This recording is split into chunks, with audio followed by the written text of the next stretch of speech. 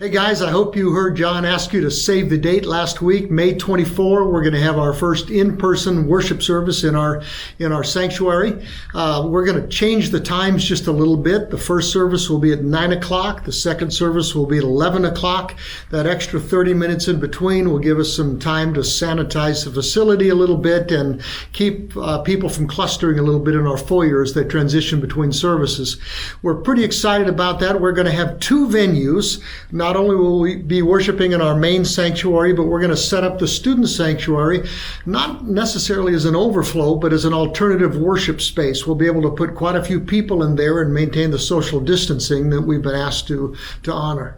By now, I'm sure you've heard about the guidelines that have been put out regarding houses of worship for May 24th. And I want you to know that we're going to do our very best to follow those as long as they don't impede with the mission of the church. Now, one of the first things that you probably heard about was the fact that we've got to limit the capacity, and we're allowed to have 33% of capacity in each of the rooms that we're going to be using. So for our main worship service, we're going to be able to have 301.66 people in attendance. So I don't know who that 0.66 is, but maybe we've got a mom that's 6 months pregnant. Does that qualify? That might do it. And then in our student worship room, we're going to be able to have 100.33 in there. So I guess we've got somebody that's 3 months into the pregnancy.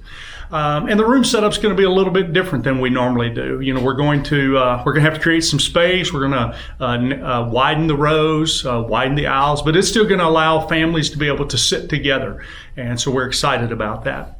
I also want you to know that when you arrive on that Sunday morning, our frontline team, our first impression team, our elders, our staff, our security and emergency team, they're going to be wearing masks before and after the services. If you want to wear a mask, you're welcome to do so. You don't have to. If you want to come and you don't have a mask, but you want one, we will have some of those available for you to snag in the foyer areas as well. So feel free to come on and join us for that. And I also want you to know that every Friday before services take place, our janitorial service that we have will be sanitizing the chairs in our worship centers. They have a disinfectant that they can spray on the chairs that kills any kind of bugs or diseases that may be on there. And so we want you to know that that's going to take place every Friday as well.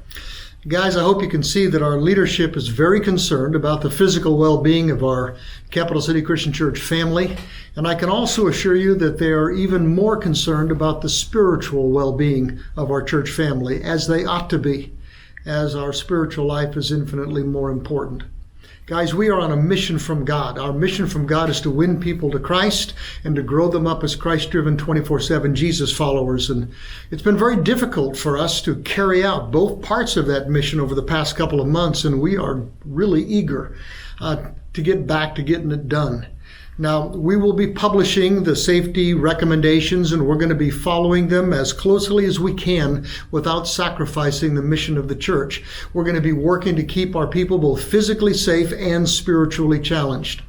We will strongly encourage anybody who is uncomfortable with in-person church or anybody who is especially at risk to keep on engaging online until they are comfortable with coming home. Yeah.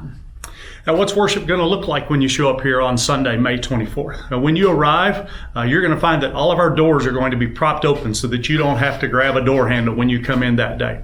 You're going to find at the worship stations, you're going to find the pre-filled communion packs. And we're going to ask you to grab one of those as you make your way into the worship center and find your seat. There you'll also find our generous buckets and our offering boxes. If you want to give a gift that day, you're welcome to do so at that time as well. Our worship service is going to involve singing. It's going to involve preaching. It's going to involve our multimedia. It's going to be the same worship Cap City style, and we're excited about that. And we need your help in this endeavor as well. If you're attending, please be sure that you help us out by following the social distancing guidelines that have been enacted. I know that it's going to be tough to keep from hugging Doc, but if you can, just hold off a few more weeks on that one. If you're not feeling well or you've been running a fever, then we ask that you please stay home. Join us online for worship at 9 a.m. or 11 a.m. If you're not comfortable being out and about just yet, it's okay. Please don't feel like that you have to be here just because the church is having services.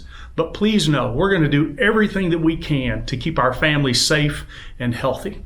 We're excited to get back to doing life and worship together. And we can't wait to see you back at Capital City on May 24th. Have a great weekend. See you guys.